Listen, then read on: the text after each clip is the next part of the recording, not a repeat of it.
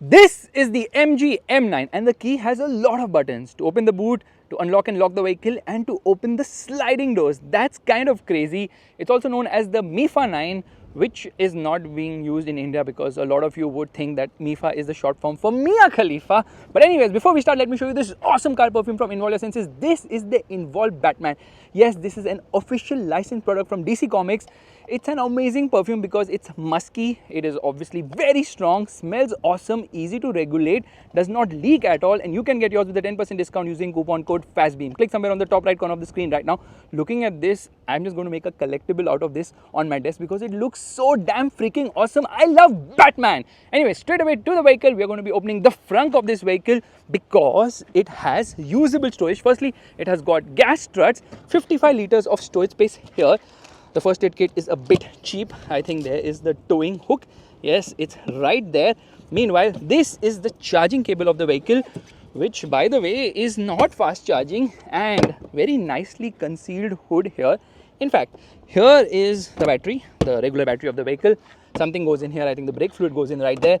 Coolant goes in here. So yeah, very nicely insulated because you never really have to open this as such, and washer fluid goes in right there. They've put insulation here. This is not needed because this is an electric car. For starters, it's huge in terms of size. This is the light, which is actually the DRL, which gets converted to the indicator as well. No dynamic swipe function here. This is actually the radar for ADAS. There's a camera here. There's a camera there as well for lane keep assist, along with a rain sensor too. Now, these are the main lights. The high beam and the low beam is inside this only. You get 4 parking sensors at the front. You get a trapezoidal grille. Chrome, a lot of it on this vehicle for the premium appeal. Obviously, the front tire size, or rather the tires are the same size everywhere, 235, 55, 19 alloy wheel design looks quite nice. These are self-sealant tires, so if the puncture is 5mm in depth, it can self-seal. There you can see the suspension, some treatment here. There's a camera here, chrome finish here on the outside rear view mirrors.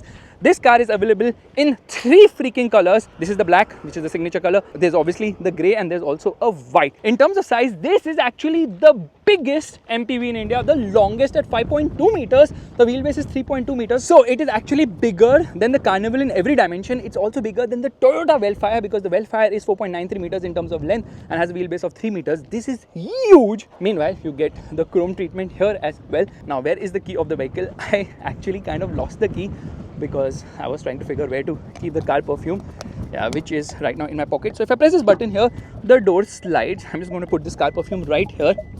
Yeah, there is actually a cup holder right here, which is very cool. Yeah, that's so nice. So a lot of storage spaces here.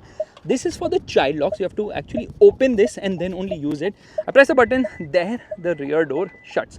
So sliding doors, a lot of electronics in this vehicle. Well, if I can use the key to open the rear door, that will be kind of cool. But this is the feature now which works on and off randomly. It's also very tall. Actually, the width is 2 meters. The height is 1.8 meters. So this is a really long car. Look at the glass area here, which is absolutely crazy. You obviously get the chrome finish here as well. Again, the design at the rear has a waterfall effect. I don't know what's with the Chinese and the love for waterfall, because BYD also says that they have the waterfall treatment for the tail lights or the lights or whatever. You get 4 parking sensors at the rear. This is actually the rear fog. That is the reflector. Obviously, it does not get an exhaust, but this is not a born electric. More on that when you're driving the car. It's huge. There's a rear wiper washer. There's a high mounted stop lamp, connected tail light bit. Indicator gets the dynamic swipe function at the rear. It's a power tailgate. So if I press a button, there it opens, says M9 EV. Now the boot isn't that big. It is 466 liters. But if I put the seat down now, that actually increases to 945 liters. So I'm just going to do that right away. Here you see, it's a 60-40 format split. Just pull it and there. Now you see there is more storage. However, if this seat was ahead, now it would have been better. Well, why not? We can just push it ahead like that. That's easy. Now that is 945 liters of boot carrying capacity, which is very practical. Should I get this back? I don't need to. I can just leave it right there. There's a light placement here. There's a 12-volt charging socket, and I think there's something kept there, but does not get a spare wheel only. Yeah, that's kind of surprising. In fact, it says airbag here. It says airbag here as well. This car has 7 airbags. It's a power tailgate. I press a button and there it shuts. It's very smooth. If you notice, there's a camera here. There's also a camera here, because it has a camera for the mirror as well. Now let's get inside, because the second row is the real highlight of this car. Press a button and there it opens. Okay, I did not clean the car from this side, only clean the car from that side, because I was like, who's going to do so much mehnat? Getting into the rear can be a bit difficult because you have to get in from there, or you can move the seat ahead. Then there's a very small window to get in. However, I am just going to climb in from here and go to the rear. Now the thing is, the seat is ahead. I can simply, okay, push the seat like this. Oh no, to lift this I need to pull this. Lot of effort. And I'll tell you a very funny thing about this car, okay? Seat is now proper, but you can recline the seat. That's interesting. So here it reclines further. In fact, at its maximum recline, you cannot close the boot only. So a lot of these MPV manufacturers expect our heads to be outside the car only. Anyways, there is some, oh my goodness, stunts happening here. Some storage space here.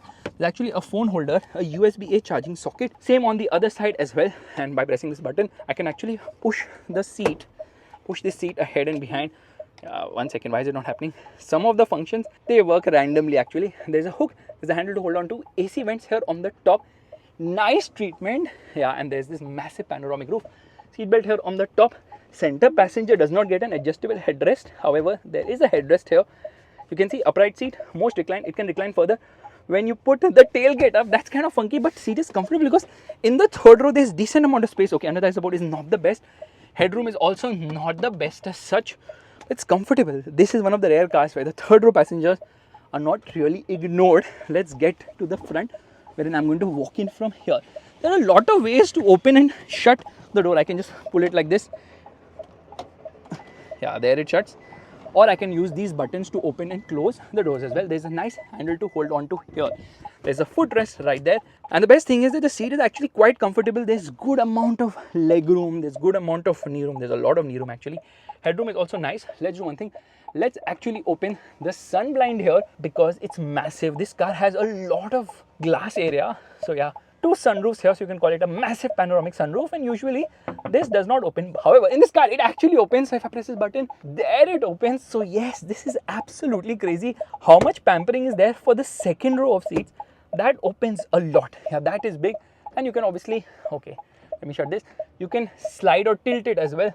So that's very, very, very practical.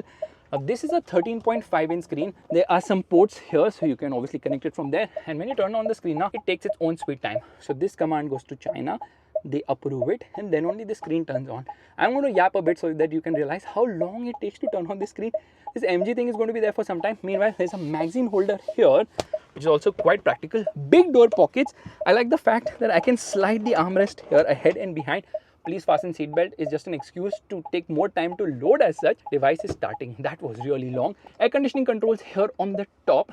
This is the fan control. This is the temperature control.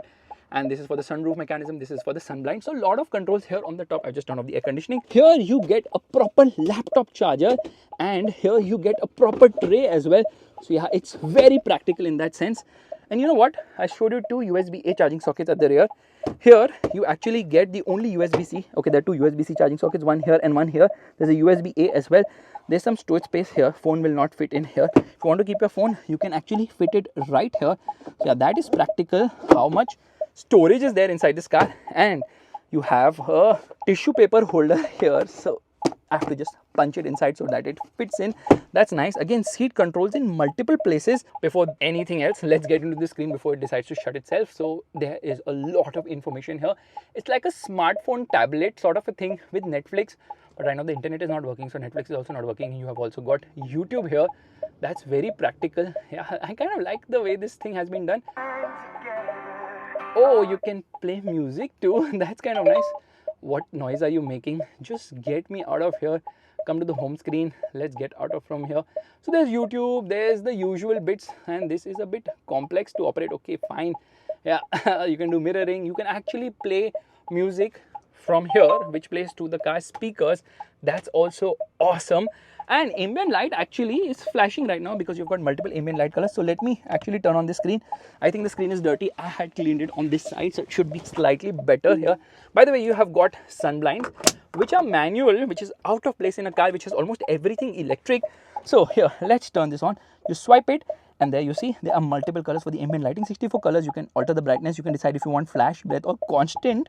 For the ambient light colors, you can open all the windows, the panoramic roof, everything from here, and then you can come into the dome light. You can turn on the light from here, so I'm just going to turn it on and off right now.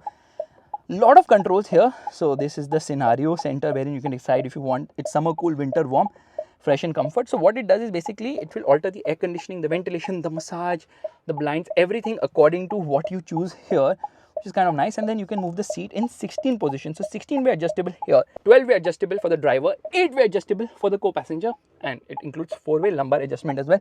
So you can adjust the headrest and everything can be done from here. You can move the seat ahead, behind, all that. And obviously it has got memory function as well, which is quite cool. So here I can even control the air conditioning if I want.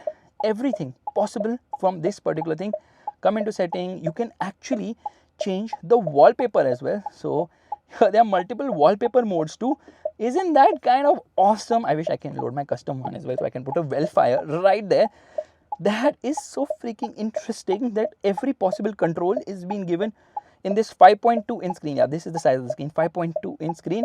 Now let me do one thing. Let me come into the seat function, wherein I just want to move. Okay, you have got ventilation, you've got heating, you've got massage. There are 8 massage modes and you have 3 speeds for the massage as well, 3 intensities. So yeah, there's a pulse, there's a wave, there's a walk, single, comfort, butterfly, waist and snake. Well, what is a snake? It sounds like my friends, but anyways, let's turn them off. And now let us come into the seat control. You can turn off the screen from here, you can alter the volume, everything is possible from here, and it's actually not a bad UI at all. It's easy to manage it. Okay, now if I press this sleep comfort, it will automatically move the seat. So the seat is going backwards, it's coming inside, and then it's reclining. Yeah, the seat is reclining from here. The seat belt is given inside the seat itself, so that's kind of nice and comfortable. The ottoman gets raised right there, and now I'm in a very comfortable position. This is just damn awesome. Okay, this is getting extended. Wow, absolute comfort inside this vehicle. This is something I love about this car, that it's so comfort oriented. Damn freaking amazing and awesome, super duper cool. And then I just want to reset the seat, no problem. It locks it every time. Seat recovery, just put it back into place and let's move on. It has the boss mode, which is electric. So using these buttons I can move this seat ahead and behind, which means this seat is the real boss. Whoever sits here is the boss actually. Super comfortable. Let's roll down the windows, which has a very unique switch, and it's a one touch up and down. And with the key now you can roll up and down the windows. You can also open the sunroof blind and all that. Weren't you supposed to reset? Yes, please reset. What are you waiting for? Waiting for Christmas or something? Or that? Yeah, that is coming back. Now let me open the door, and there it slides open.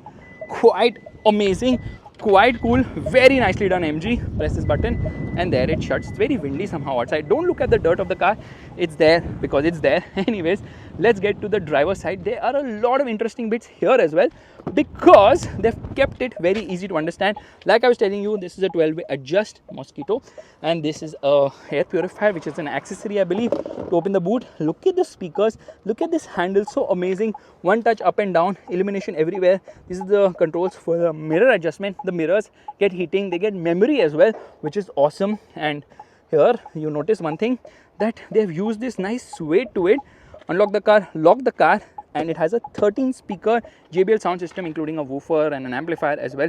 Sound system is actually quite nice here. Anyways, this is to open the hood of the vehicle, and here is some secret storage space as well. Leather on the dashboard. The dashboard is actually quite huge. However, there's no heads-up display here. They offer heads-up display abroad, but they've not offered it in India. There's a lot of storage space here. There's a phone holder there as well, and there's a proper dead pedal right there. Overall quality, fit, finish and all is actually quite impressive in this car. And let me shut the door. Now this is actually the device which monitors you for the driver alert system, using which it understands if you're smoking. So it will actually give you a notification if you're smoking in the car, or if you're sleepy, or if you're tired, and all those things also it does. It also reads whether you're using a mobile phone, and it gives you a warning for that as well. The glove box is not lockable. It is actually decent size. There's no cooling function here. Nice treatment. Okay, sort of a touch control here for the air conditioning. So there you can use it. But that's fine. Let me turn off the air conditioning, and then I can come to the home button. The indicator is on at the moment, and when you turn on the indicator now, it actually shows it to you here, and you can go full screen as well if you want. So that's kind of nice. This is auto dimming, but if I press this button, it actually loads a camera here, which is kind of nice. It's just not the flip type, so it's a bit difficult to understand how it works. Let me keep this button pressed. Come on, come on, come on. Don't make a pop-out in front of the camera. Yeah, this is a bit not responsive at times, just like how the key, okay, there it is. Just like how the key sometimes doesn't really respond to sliding the doors open. There's a USB-A charging here just in case you want to put a dash cam, and here you have got light controls. Meanwhile, this is actually again for opening and closing the sliding doors, something which is very common in this type of cars. So yeah, you can open and close it from here. This is the SOS button, has a light switch given here. Let's open the sunroof. So there's a sunroof here. There are massive glasses at the rear as well. So yeah, this car is loaded, and how in terms of the amount of glass area on the roof, which is quite nice. This is also very premium with the light and mirror, but this does not slide ahead and behind. Even the driver is actually getting a handle to hold on to. The seats are height adjustable as well, which is quite amazing. And there's a wireless charging pad here. Twin cup holders. There's some storage space here which does not have cooling or any USB port. In fact, there are two USB-A ports here. Actually, USB-A ports tell you the age of the car because this was first made in 2021, so that's the reason it doesn't have USB-C. What is this? This is actually the 12 volt which is connected to the rear screen to power it, obviously. And there's this nice knurled finishing as well. So premium materials, quality is actually quite nice. The steering is good to hold. There's no engine start button only. Yeah, you just get out of the car, lock it, and it turns off just like the Comet. These are the buttons for the audio system. This is for the cruise control system. And if I press this button, I can navigate through a few things, which is not working right now. Why does it do that to me? Bro, what's your problem? Yeah, ACC unactivated, seat belt release. So unless and until I don't buckle up now, this car will just not do anything, which is kind of sad. Now, once I've buckled up, you see, I can see this trip information, which I can change, by the way. So there are twin trip meters, instantaneous power. That's about it. Otherwise, this screen is fixed. It's a 7-inch screen. And when I get into gear, the car actually moves like that. Everything is fixed. It's completely digital. It doesn't give much information. Not much can be customized there either.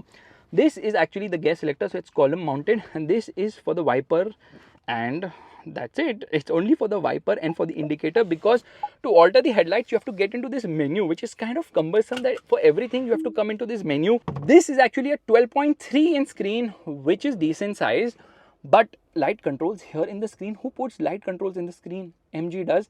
And then this is for the air conditioning system. You can obviously alter the front and rear air conditioning from here.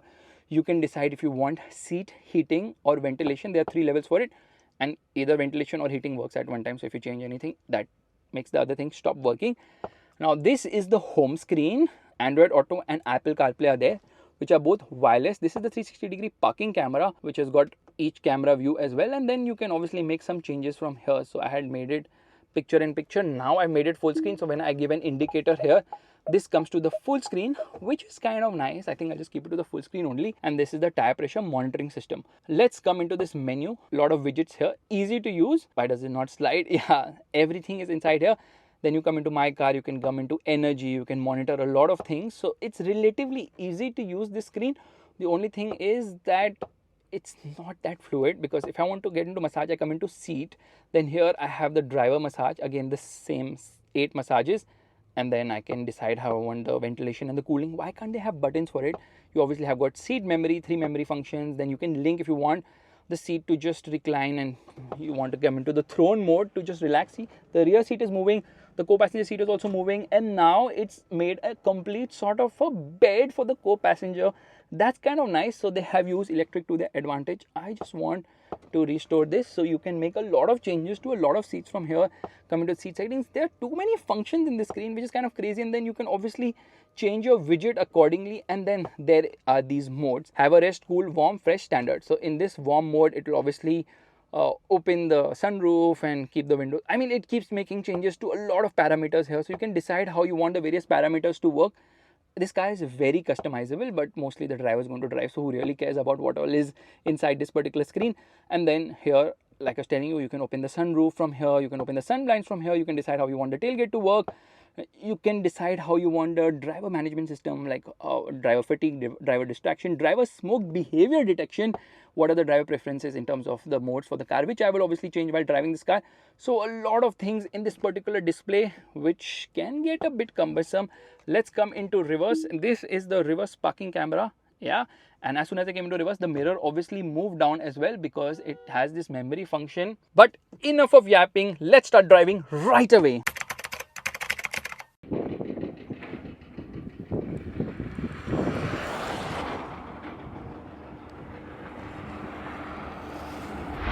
Alright, it's time to start driving. You have to turn on and off the vehicle from here. Yes, now it's not going to turn on and off. Yeah, the seat actually moves behind when I lock or unlock the vehicle, and this bottle is going to make some sounds. So we're just going to put it in the massive glove box. It's still going to rattle there.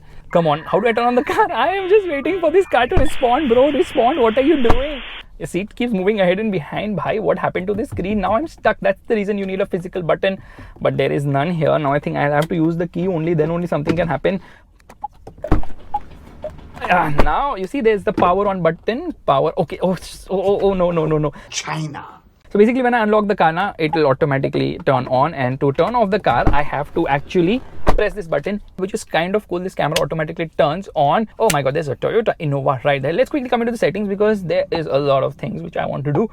First and foremost, if you notice one thing, this driving assist has all the functions of ADAS, so 24 ADAS features, and straight away I am going to come into the, which mode do I have to come to even to alter what driving modes I want? Here we are. So sport mode, steering assist sport, brake pedal mode sport. Yeah, I have to shift to parking. Am I not in parking? Then only I can change it. Yes, now I'm going to put it into sport. I'm going to turn off ESC, where it gives me the warning that you are responsible for whatever happens. We are not responsible at all. And even for the electric parking brake, I have to do it from the screen. What is wrong with this car? Why is everything so reliant on the screen? Which is quite surprising. Into first gear, left foot on the brake, right foot on the accelerator, revving it, nothing happens. It shows me power. It's building power, 58% power only, and off we go. Oh, that is smooth. 0 to 100 kilometers per hour in how much time? Let's see. That is 8.3 seconds. That's fast. And the brake test.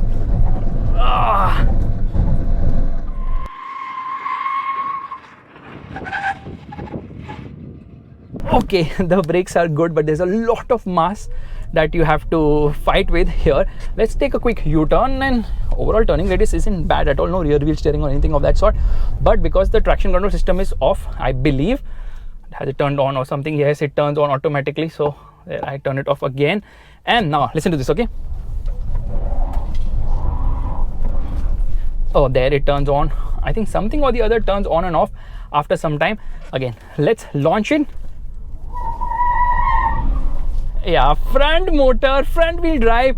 Obviously, it's going to make sound, and at 80 kilometers per hour, traction control turns on itself. So there's ESP as well, which doesn't get turned off, so that you don't go crazy while driving this car. Anyways, this screen will not let me use the 360-degree parking camera when I'm driving because it says driving too fast. Well, thank you so much. Now, this is a 90 kilowatt hour battery pack. It's an NMC battery, and it doesn't feel heavy at all. Obviously, it's not a dynamic car in the sense that there's a lot of body roll which you can feel around the corners. So here, performance is good because performance is very linear here. 245 PS of power, 350 Newton meters of torque. There are, I think, 3 regen modes. There are no paddles here, so you have to again get into the screen, and that's very cumbersome. Trying to turn on things, half of the things do not turn on only. But oh, there we got Apple Maps. Yeah, because I don't know where to go, so I'm just going to navigate using my Apple Maps. And I realized one thing, why the door was not sliding opening, because the door only functions, the sliding doors with the key only functions when the car is off. So I finally figured out how to turn off the car, which is using this particular thing here. Now, in terms of performance, is the usual electric car, which is smooth, which is refined, which is having linear performance. I mean, it's fast because it's electric, so instant torque. Obviously, it has a printed antenna at the rear, so you do not find any antenna as such because the antenna is printed at the rear. And lane keep assist actually works quite nicely. So here, put me back in my lane, bro. Yeah, there it is, putting me back. Lane departure protection triggered. Yeah, that is nice, showing me the car ahead as well. So that's kind of fantastic. The claim range is 548 kilometers. Real world, it should return around 400 kilometers, which is quite respectable. But considering, okay, suspension is on the softer side, it's a good ride, obviously, because they've tuned it for better ride comfort, because it's a people mover at the end of the day. So yeah, it's a very comfortable car in that sense. The steering is decent, it's decently responsive, not very rich in terms of feel or feedback, but it doesn't feel hairy at all. High speed stability is also nice considering how heavy this car is. Obviously there's body roll, there's a lot of body roll here. Handling isn't great, it doesn't need to be because this car is more comfort oriented. And then when I turn on the camera with Apple CarPlay, it does not show me the blind view monitor only. That's kind of surprising and disappointing as well at the same time. So yes, this is a very interesting powertrain for an MPV, because I believe this is the right powertrain for an MPV, because chauffeur is going to drive it, it's going to be smooth, it's going to be refined, and then chauffeur doesn't get distracted. He'll spend more time charging the vehicle, because at the end of the day, this obviously needs a lot of charge. Trying to cool myself because it's so damn hot. By the time I reach high ambient temperature detected, automatic seat ventilation already turned on. Very smart. Yeah, it has got iSmart, which is the connected car bit with 40 features here. And off we go. Seat ventilation needs to be turned off. Why is it so confusing? Who told you to turn on the seat ventilation? It does it on its own. So this car likes to be super smart. By the way, it has an AQI monitor, PM 2.5 air filter. They've obviously given all the comfort and creature comforts which you would expect from a car which is aimed towards people who are looking for something which is comfort oriented and which is a people mover. Although this car also comes with an internal combustion engine abroad known as the G90, which has a diesel engine, 2 liter petrol as well. It's a hybrid system, but they are just going to give us. Who is this calling me? Why are you calling me? I don't want to talk right now. I'm driving, bro. सही लगा ना? बेवकूफ. Don't distract. That thing will monitor me talking on the phone and then it will trigger a warning and all those things. So anyways, let's focus on the driving part. So it has got 3 drive modes: Eco, Normal and Sport. And Sport, obviously, it gives you the best performance. Eco is a little dull down. Normal is what usually people will end up driving because it's a great mixture of performance as well as efficiency. Now it has an aluminium battery pack shell, and like I was telling you, it's not born electric because it has an internal combustion engine model as well, which is not going to come to India because MG wants to focus on new energy vehicles with MG Select, wherein they want to give something hatke here, obviously. How much time does it take to charge this vehicle? Well, it can charge up to speeds of 160 kilowatt DC, which means it can charge from 0 to 100% in 90 minutes, which is long. However, 30 to 80% takes just 30 minutes, which is fast enough. Otherwise, you're going to charge at home. So 0 to 100% charge takes 9.5 hours at home, which is not bad at all. The car actually comes with a 16 ampere socket, but they'll obviously sell you a faster charger option by paying some money. You can obviously opt for that. I don't know why the light is orange, which means that it is our route right now. Orange means look and go, and I looked and I went. Here we go. Ooh, the horn is also nice. Now, MG is like, we're going to install 1000 AC fast chargers in the next 1000 days, which is a bit confusing because AC and fast don't go hand in hand. Install DC chargers, bro. Who wants AC anyways? Yeah, not the air conditioning, but the AC charger, because that's kind of slow. I don't know where to go, so I'm just going to rely on the screen right now, and we are going to come into our maps. So, right from here, and then I think we have a very nice road to drive on. Yeah! Oh, look at that. Finally it turned on. Alright, let's do the acceleration test with some assist from a slope. Left foot on the brake, right foot on the accelerator. Building the power here. 58% and off we go. Come on! Oh, the whine of an electric motor. Same time as before, for 0 to 60 kilometers per hour and 0 to 100 kilometers per hour in 8.25 seconds with such a slope assist. So yeah, the car is not really responsive to slopes, I believe. Doesn't believe in gravity at all. Anyways, MG has also opened a new, or rather made a unified MG EV charging app, which is claimed to have the widest charging network, something which Hyundai also claims, Maruti is soon going to claim, and everybody else also claims. But the problem with charging is, or electric cars, is that charging infrastructure is not that great at all. And even though a lot of facilities can be installed, the biggest problem is that most of them don't work and the speeds are not as good and the chargers are not that flawless. The real solution to the electric problem is not to have electric vehicles in the first place, but the other solution is to have electric vehicle charging ports in societies itself. But unfortunately, our infrastructure cannot support it.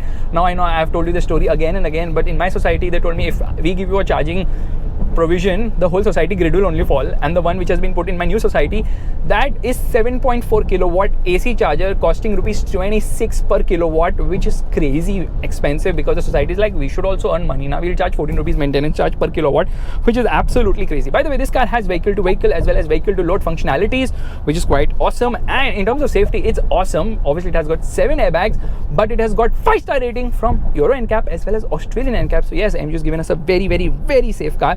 Level 2 ADAS with 24 features, and this is the first model under the MG Select, which is basically new energy vehicles with new age luxury. So they have started showrooms in 12 cities already, which is fast. The next car which is coming this month itself is the Cyberster, which is an electric sports car, which is like something poles apart. Basically, electric and sports don't go hand in hand, but MG is like, why not? We shall do it because we can. Now this car is actually sold as an LDV in Australia. It's sold as Maxis in China as well as the UK, and it is sold as an MG in Singapore as well as the Philippines. So yeah, the multiple names for this car. This was first showcased in 2021. So by looking at the cluster, by looking at the fact that the USB charging sockets are so damn old, USB-A's and not USB-C's, you can actually understand the age of this car, which is old. So I believe that the facelift of this car isn't that far away, and I believe that should come in, say, the next maybe few months, but they've already launched this in India, so globally it should get a facelift maybe almost by the end of the year or next year, because in certain places this car is definitely showing its age. Now it also boils down to the pricing of the vehicle.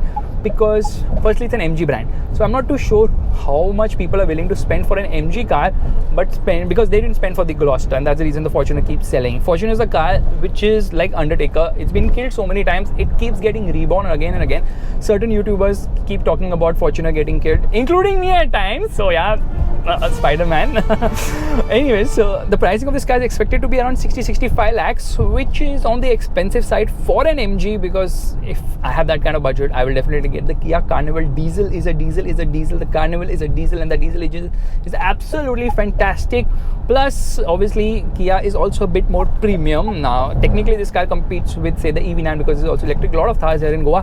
However, the EV9 is bloody expensive. You can get two of these for the cost of one EV9, and they should definitely look at bringing the petrol and diesel models. Not the petrol, the diesel version of this car that can do great, because in India, we love MPVs, especially luxury MPVs. We love the V-Class, we love the L5, we love the LM. Oh, that's super expensive.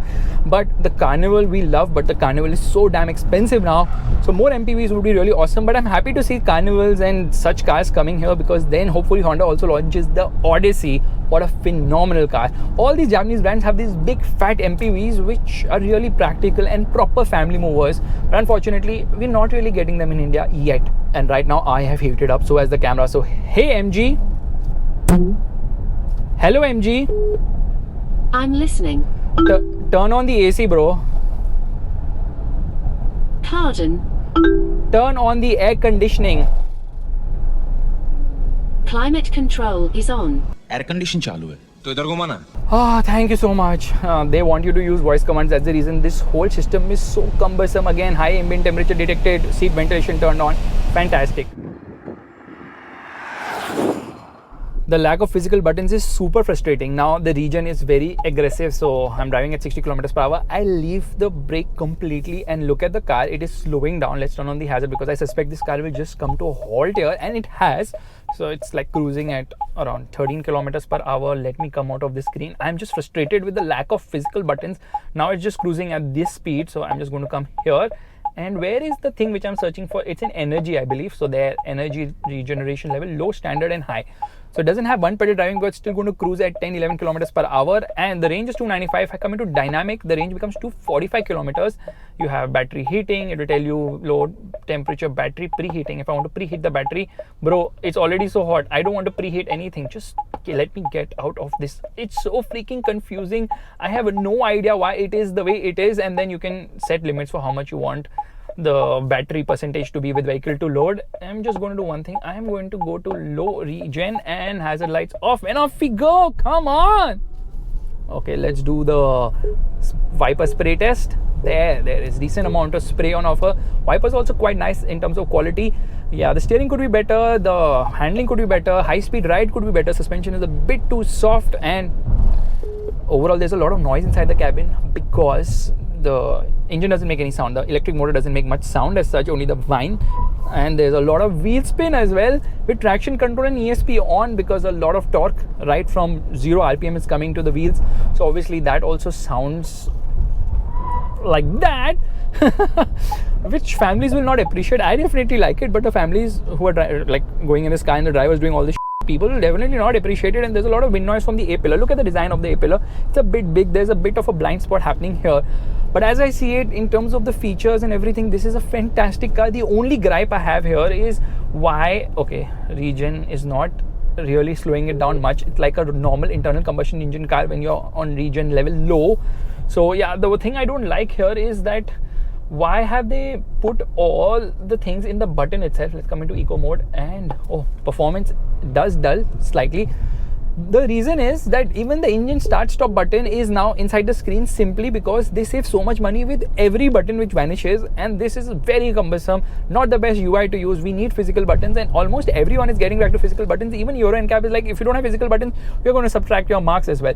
So guys, this is my video of the MG Mia Khalifa. I was going to say MIFA, not even MIFA. Basically MG9. It's a fantastic car. M9, sorry. It's a fantastic car, really comfortable, feature loaded, and it should be priced attractively, because on value for money it can sell really well. If you like this video, make sure to give the thumbs up, that's the like button, and don't forget to check out this awesome car perfume from Involve Essences. This is the Involve Batman. Forget the perfume, this is a collector's item. I love the box. Bye.